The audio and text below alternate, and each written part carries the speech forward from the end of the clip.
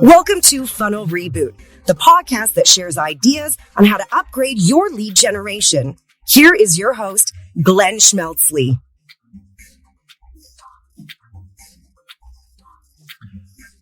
Hey, Glenn here. Welcome to Funnel Reboot, where we upgrade our lead generation.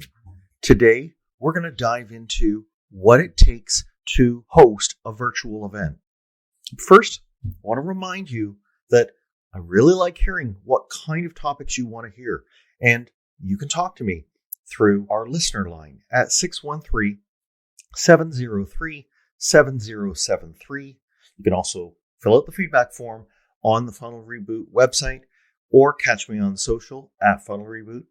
I'd love to hear from you, and I promise you, I will try to incorporate what you tell me into a future episode. So to today's talk. Before 2020, many interactions between sellers and buyers were done in person at industry conferences. To attract and retain customers, companies held their own seminars or user group events.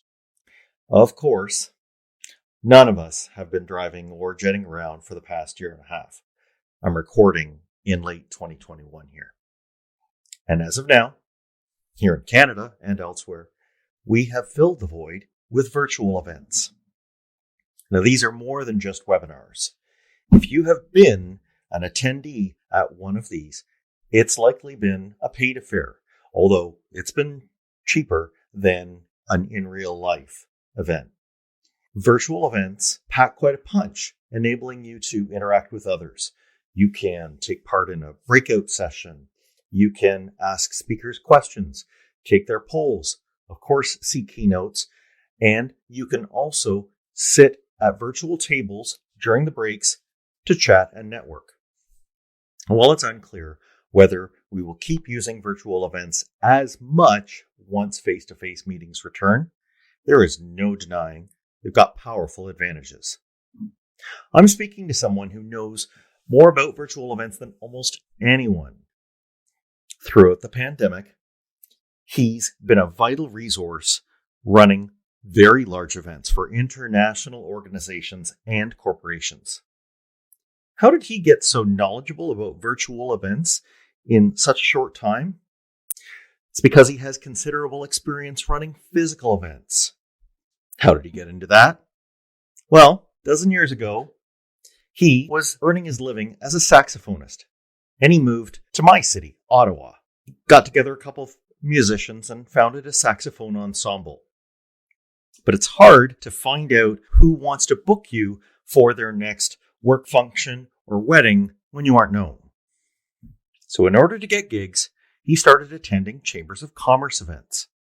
And a funny thing happened on the way to him getting gigs for his band. The entrepreneurs at these events, like himself, weren't given much opportunity to say what they did or meet other entrepreneurs. And sometimes it was them holding themselves back because they lacked networking skills. Now, while he did get musical gigs through these events, he saw it as the chance to make a momentous decision and create his own event that would bridge the gap between these small businesses and focus on networking. He started hosting quarterly events, which came to fill some of the city's largest venues, including all sorts of dignitaries and thousands of people. And he taped them and put over 700 videos of them on his YouTube channel. And when the pandemic hit, well, he took that experience running physical shows and quickly pivoted to running virtual events for other people and other organizations. Can also be heard on a podcast series that he regularly records. And you can also follow him on social media. He's easy to spot. He'll be wearing his ever-present fedora. Let's go now to a talk with my friend, Jarrod Goldsmith. I'm really glad to welcome Jarrod Goldsmith. Welcome, Jarrod. Thanks so much for having me, Glenn. It's a pleasure being here. Oh, pleasure's all mine. So you have a fervor about events and the role that events can play in helping people. Can you tell me a little bit about why you are so big on events? Sure, thank you. Well, over the years, some of my backstory, attending events originally to get gigs for the band and connecting people, having them realize the purpose of networking through hosting my own events in person, it seemed like the right thing to do. And then when COVID hit, well, everyone had no choice to wake up, and I came across this amazing virtual platform, changed my life. So not only am I reaching people perhaps in my city, but it's global. And a lot of people think Zoom, oh, that's the only platform they know. Well, there's quite a few alternatives. And that's what I really honed in on. That's great. Events serve a number of different purposes, right? You can have a user event where it's people who have already all become customers of something. You can have networking events where people are simply mingling freeform. I think for marketers, where they get really interested in this is what are the possibilities with events where there is one party organizing them, and that party has either a message or an actual product to entice that audience with. So they're coming to an event for a reason, whether it's to be entertained, whether it's to be informed, whether it's to find out who else is in their tribe, right? These are all things that really get a marketer excited about why you should have events. Do you think that events lend themselves well to those kind of uses? Oh, for sure. There's a variety of uses. I mean, I like to say that any time people need to connect, there's an option they could do it virtually. Perhaps even more adaptable than in person. Can be much more efficient. Yes, organizers have a purpose for why they're creating events. Is it to educate? Is it to find leads, like a funnel rather? Is it to bring like-minded people together? Is it to raise money, charities, XYZ reasons? It's finding the right opportunity and the right platform that suits the needs, and also for your attendees. It's a great point. Let's talk, though, about some of those maybe drawbacks. Events of all sorts have a drawback, right? If I'm going to go to a personal conference, then like in person, even having a ball game that's going on in the same town where I want to be, people skip out on the sessions, or maybe a organized group event that they want to put on just to go catch the ball game. So there's pros and cons to everyone. What would you say, though, are the things that we have to watch for with a virtual event? Things that might kind of be things we're already battling with when we're asking people to connect from their house, their kitchen table, wherever they might be, maybe their office, to join into an event. Sure. Well, I'm the first one to say, Glenn, is nothing will ever beat the face-to-face networking. Connecting with people, you see the whole body language, you see how they react, the tone of voice, and it could be a much better lead generator in some ways.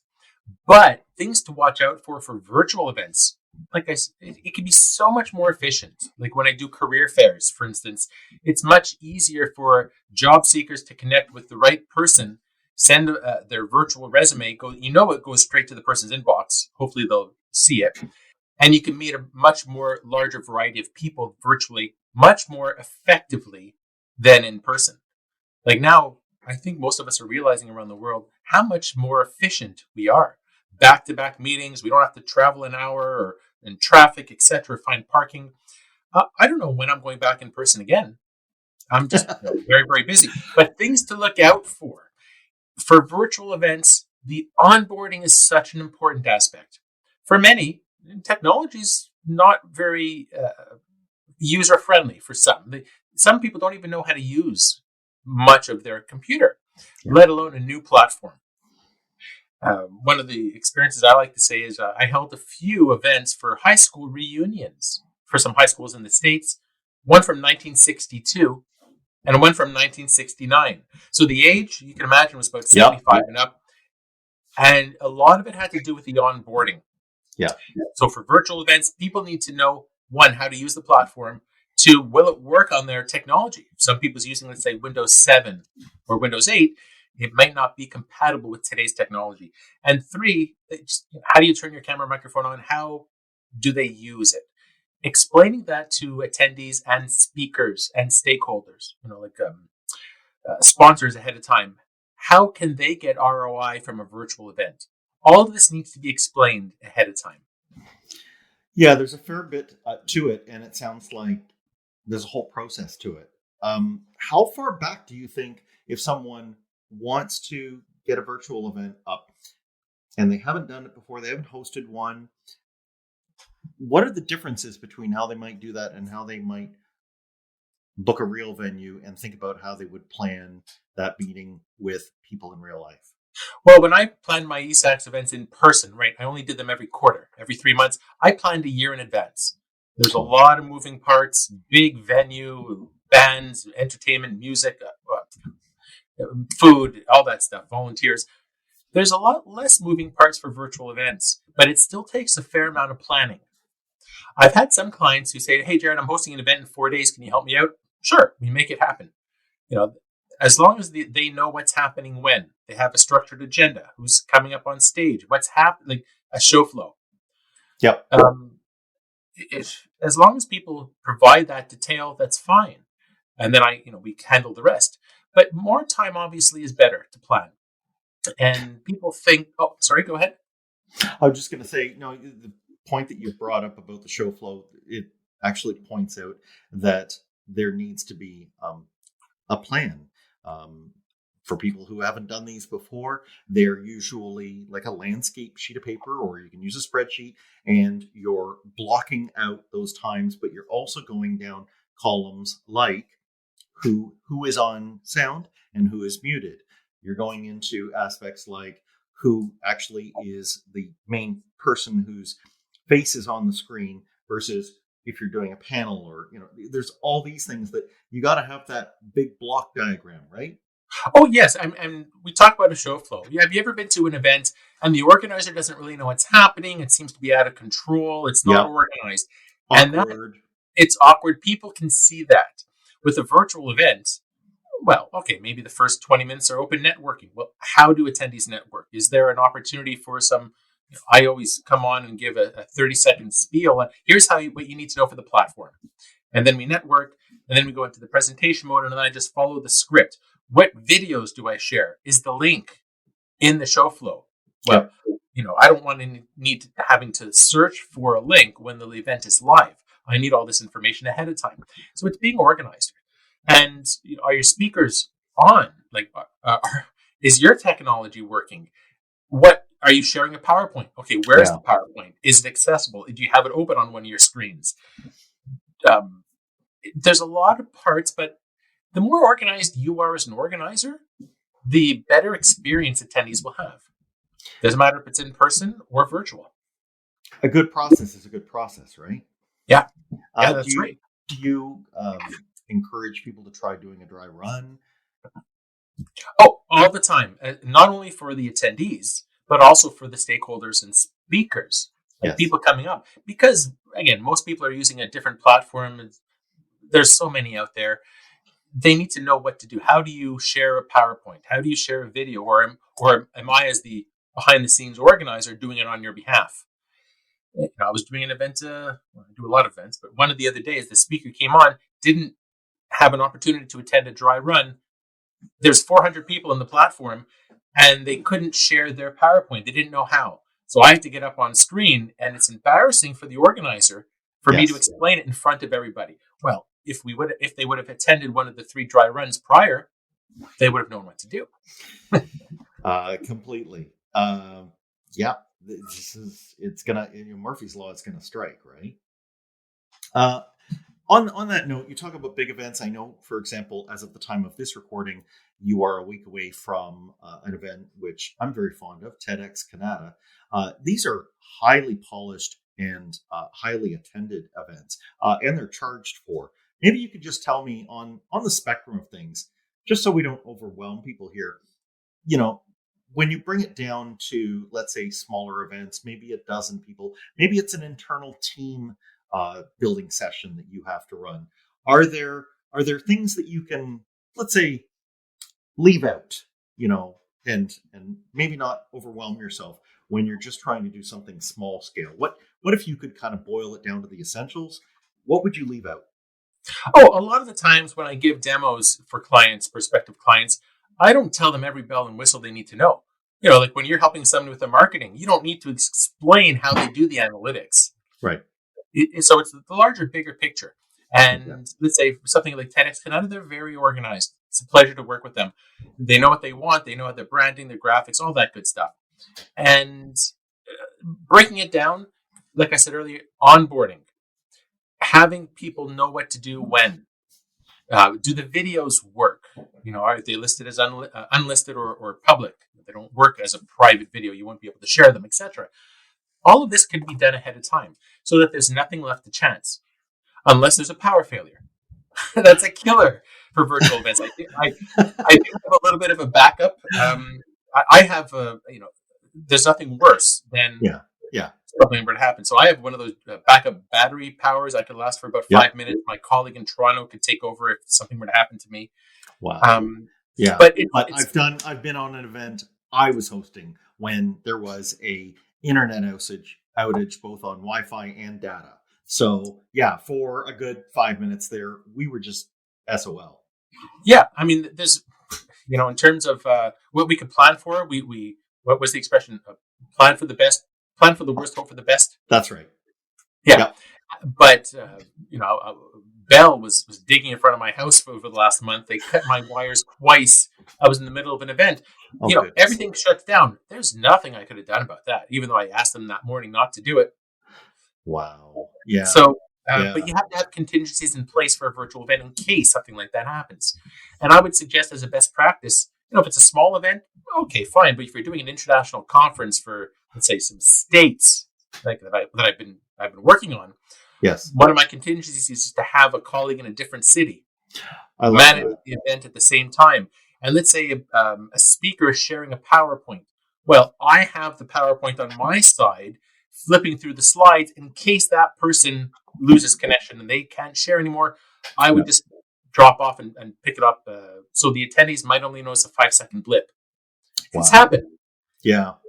You were talking about things that like platforms have, bells and whistles, extra stuff. Like, let's maybe just run through a few of those. I know that if we were recording this in 2019, a lot of these would sound foreign, but we don't have to spend long on them because work from home and the pandemic made it, these became very familiar, right? But let's just run through things like starting with a sign up, right? So do you have to find a platform, or do you favor finding a platform where the sign up is included, or are you okay with ones where people are sent to a outside sign up tool and then those, attendee information lists come into the platform? Sure. Well, it depends on the platform. Like if you use something like, Zoom, or actually, that's not a good example. Some platforms have registration embedded in it. Yeah. But I think a lot of us are already comfortable using a platform, let's say like events.com or Eventbrite. Yep. I'm pursuant to events.com. I love those guys. And then once you register, then in the confirmation checkout email, hey, thanks for attending our events, you might be given the link to attend the actual event. Right. I think that's perfectly fine these days. All right. And it makes the platforms much more accessible.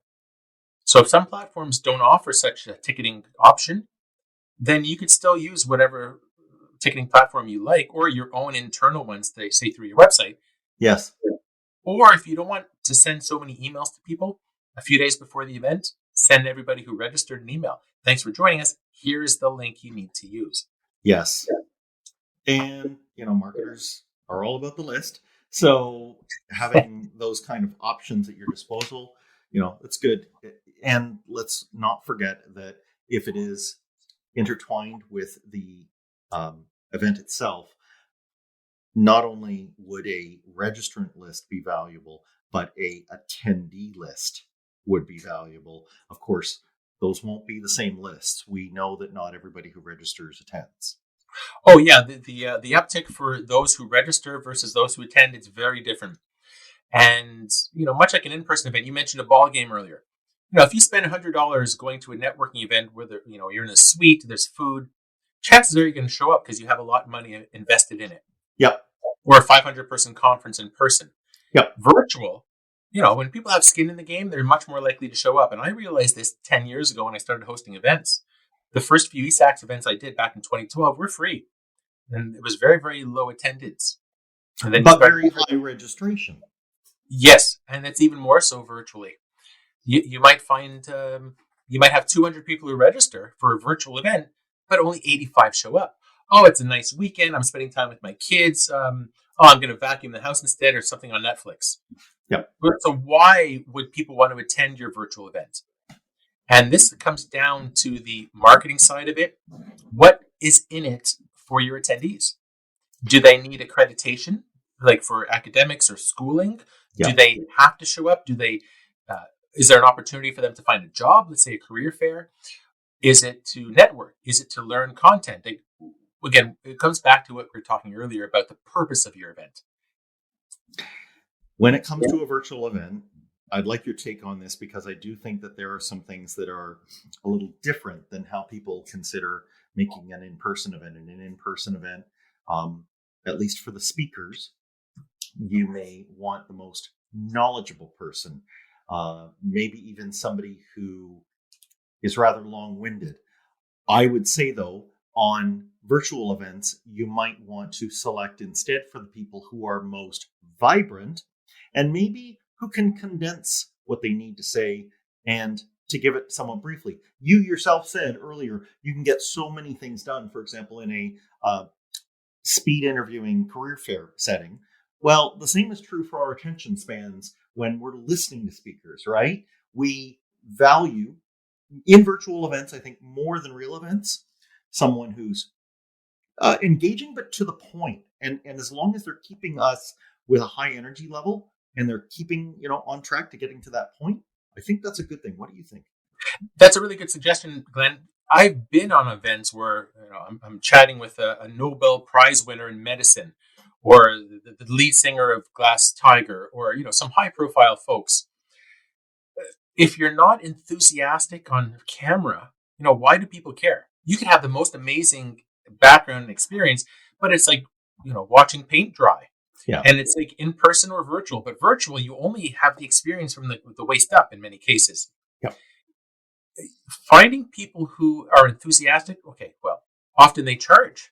If you want to get somebody to come on to your in-person event, they might charge $20,000 to attend.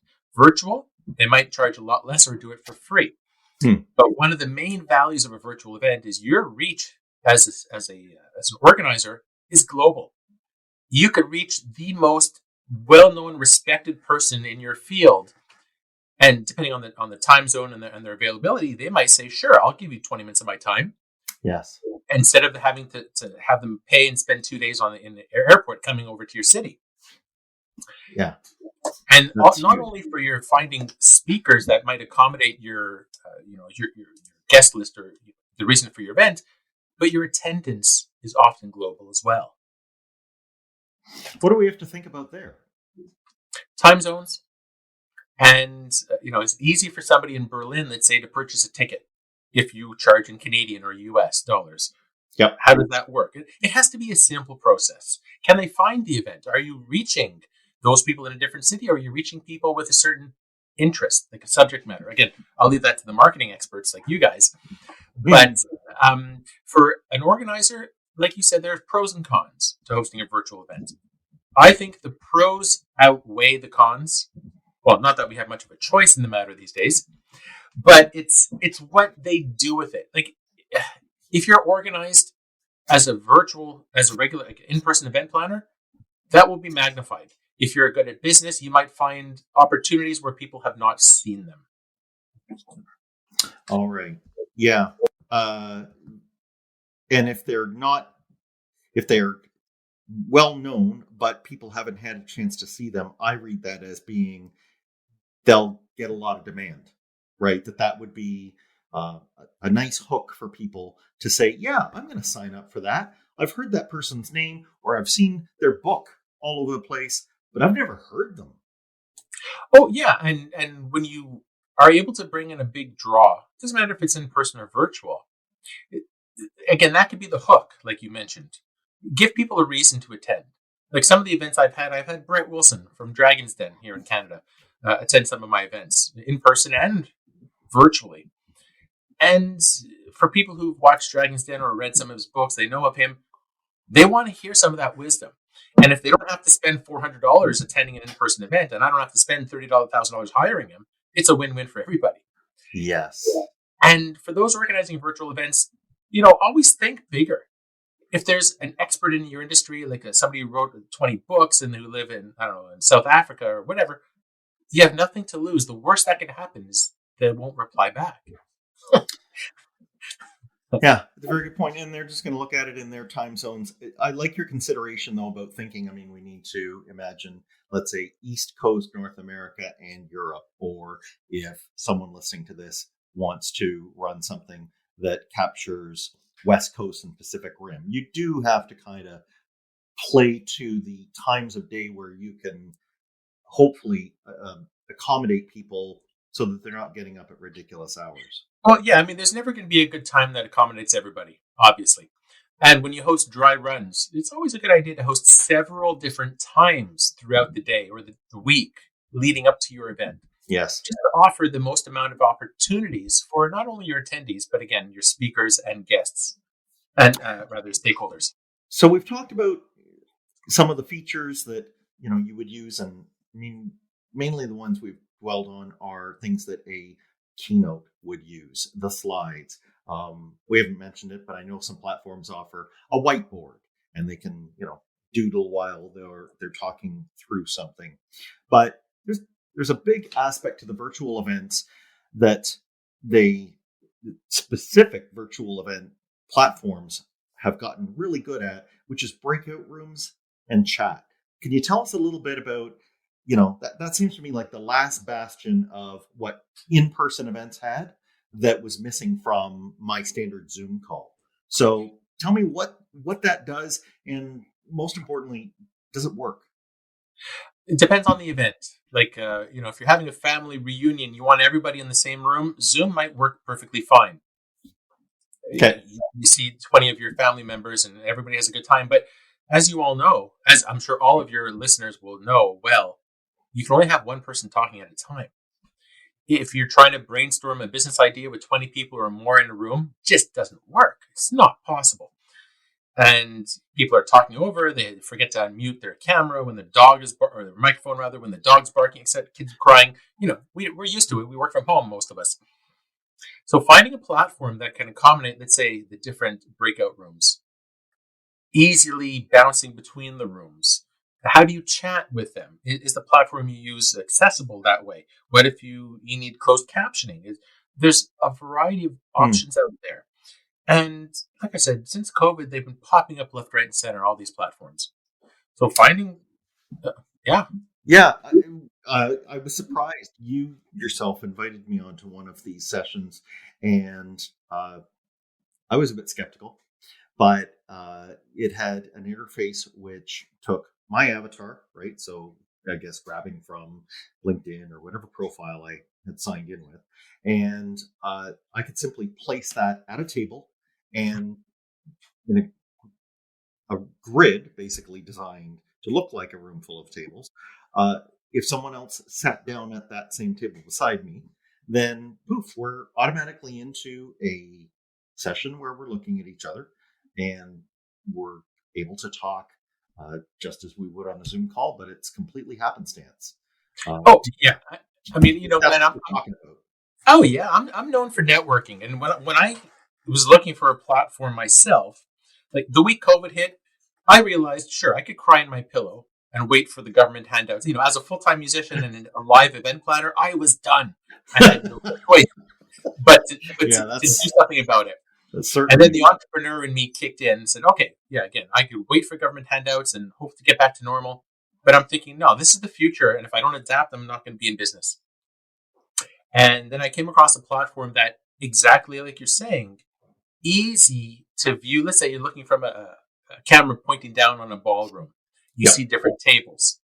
And what I like most about it is the platform I use is each table is a standalone separate table. You're only talking face to face with people in your table. But you could see everybody else sitting at the different tables. So there's my friend Glenn. He's in the table next to me. Hey, Glenn, you're trying to wave, but they can't see you because you're at a different table. Right. Oh, okay. See you later, folks. I have to go chat with my Glenn Schmelzle before I leave.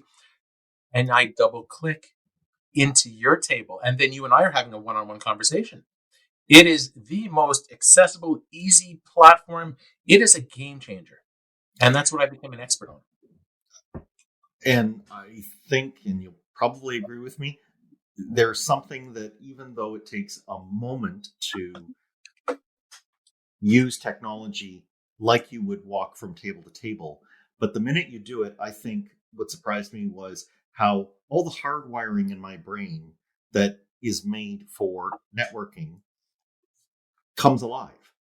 All I had to do was see the other person at the same table as me. We're both brought on camera with each other.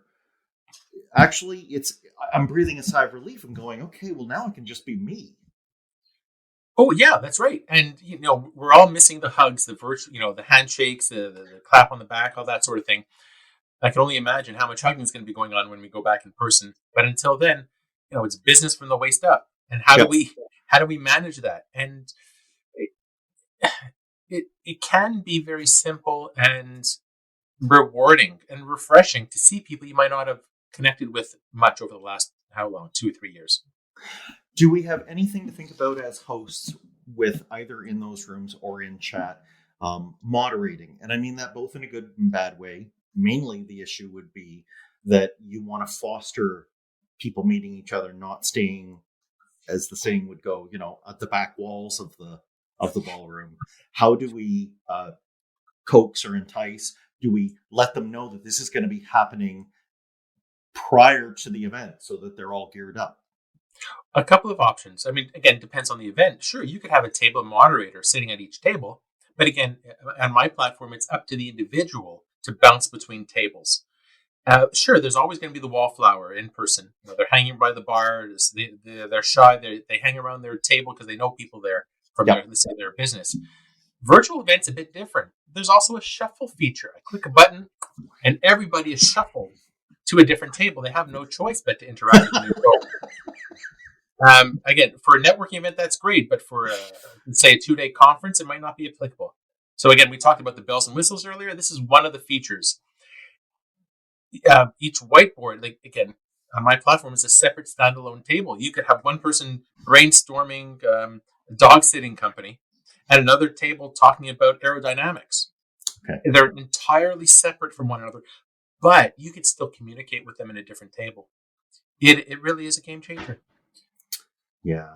The notion of having these people in that you can move around, like you said, shuffle, or I'm even thinking of the use of the stage. I mean, there are opportunities now to, if you wanted to have a short Q&A after a keynote speaker is, all of a sudden your audience become, the questioners. And man, that's actually an area where virtual events are easier.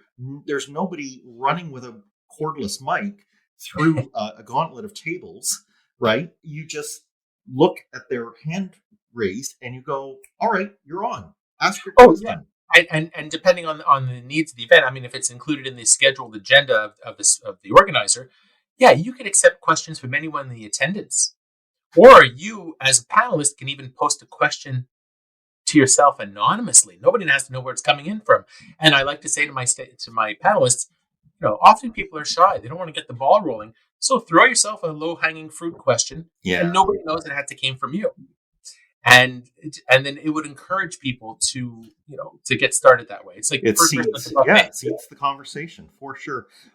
For marketers who are always thinking about how there's maybe branding or awareness building opportunities, possibly sponsor opportunities, is it possible for these platforms to allow you to drop logos to, I know you can do intros, this current presentation is brought to us thanks to, but, are there opportunities for that? Oh, I'm glad you brought that up. That's an important aspect. Let's say for a stakeholder or people trying to judge ROI, why would somebody sponsor an event? Well, they want access to your market to hopefully get a gig. get some clients out of it. How do they manage that? Depending on the platform, sure. You could have a PowerPoint presentation right before a speaker. Hey, this segment brought to you by so-and-so. Sure, you could drop a link in the chat feature. But there's other platforms where you could have the sponsored logo on the floor plan itself. You could have the graphic of let's say the lead sponsor, let's say at the top right of the screen. Everybody sees it all the time. It's, we talk about brand recognition. And you could have, in my case, when I host my own events, I sell the individual tables or booths. And we have somebody from the business sitting at that table with in some cases, their brand. Of course. And then it really is very versatile. And then, at least in my platform, as an organizer, we could download, the attendance list. And I could tell you how many people and who they are who clicked on your logo, let's say your sponsored graphic, and how many of them went to your website or the lead that you want to direct people to. Not all platforms do that, but some do. And here's an interesting thought.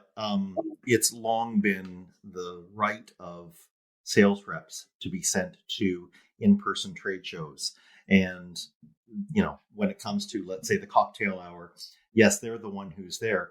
But again, another area where virtual widens it is if you have a person who's out in front of your organization, maybe one of the founders or a C-level, you could say to them, we wouldn't ask you to get on a plane and give up 3-4 days to, stand at a trade show just for those opportunities. But could you give us half an hour when we'll have you sitting at that table and have people who want the opportunity to speak with you to approach you?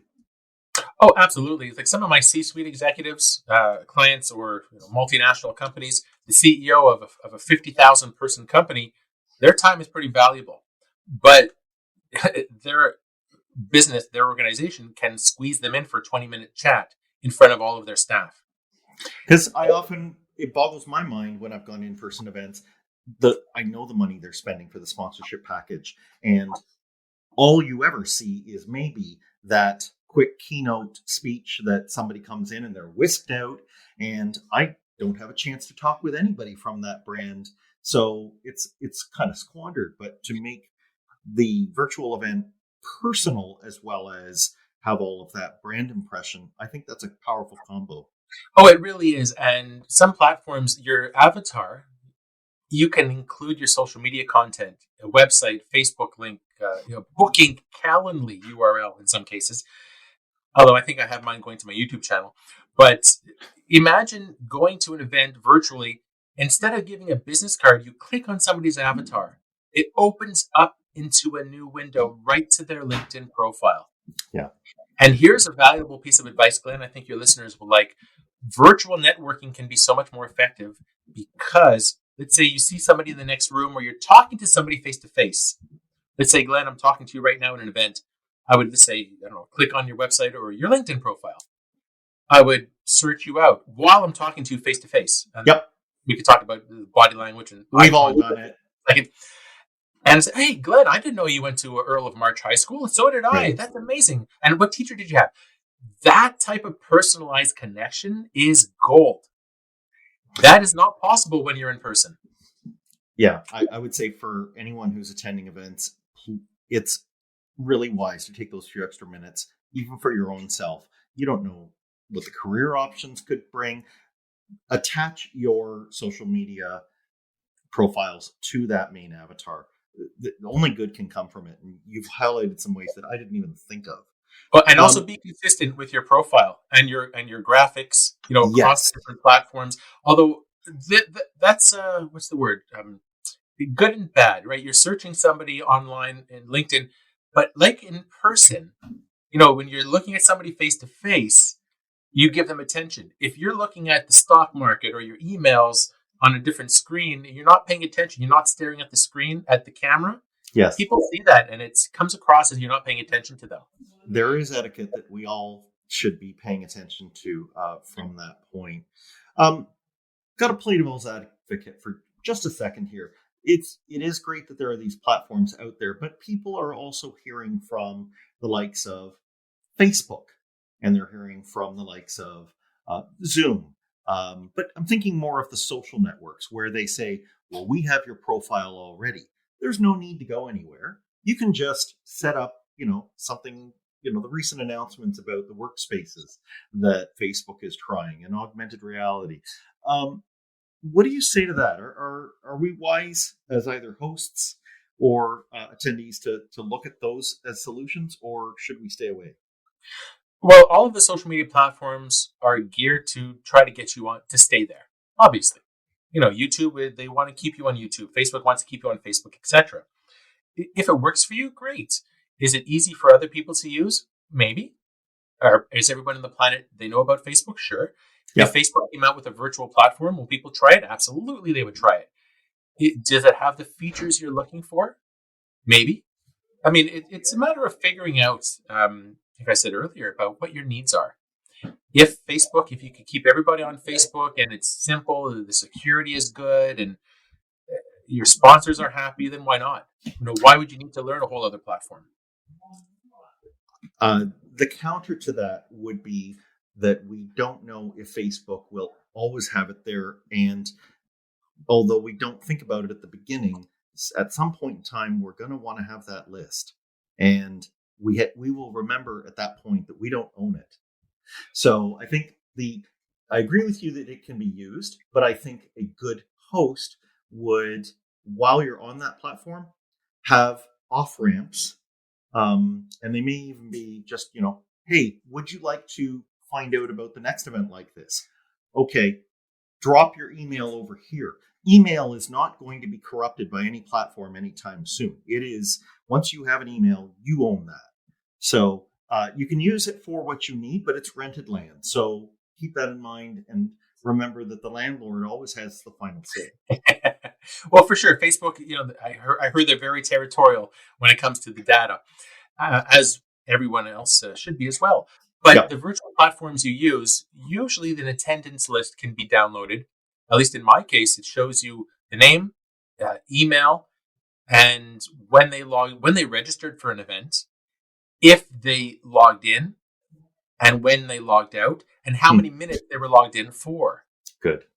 Well done. And then there's even many more analytics we could download from how many average interactions did people have, how many times did people bounce between tables, how many times did they have chats.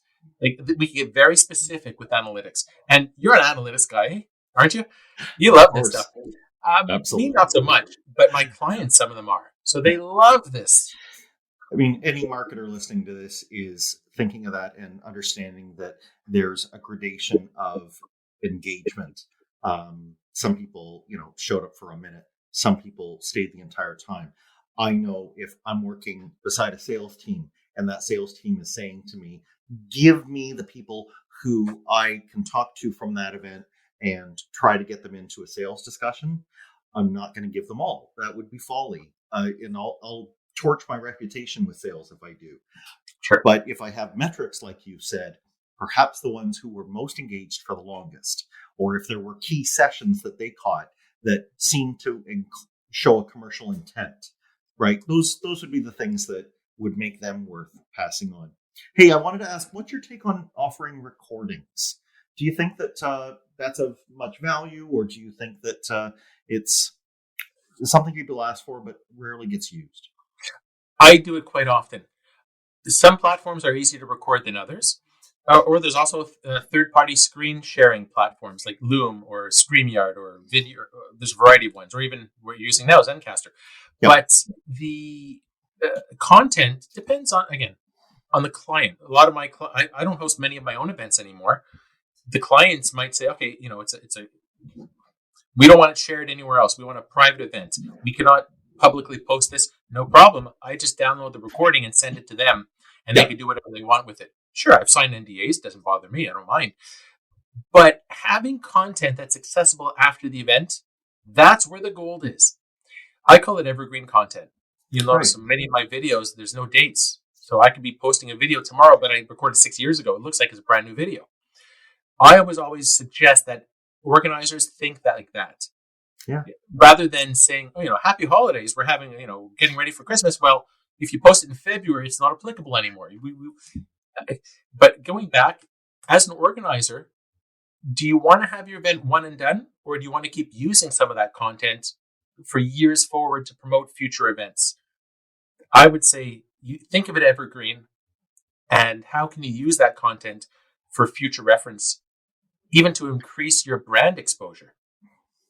Even when you were running live events, you had B-roll footage from each of them, and that was integral to you getting registrations for the next event.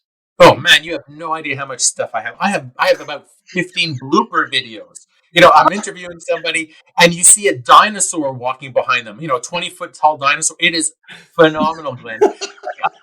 You could spend hours on the eSAX YouTube channel and just have a ball and learn a lot about entrepreneurship and networking.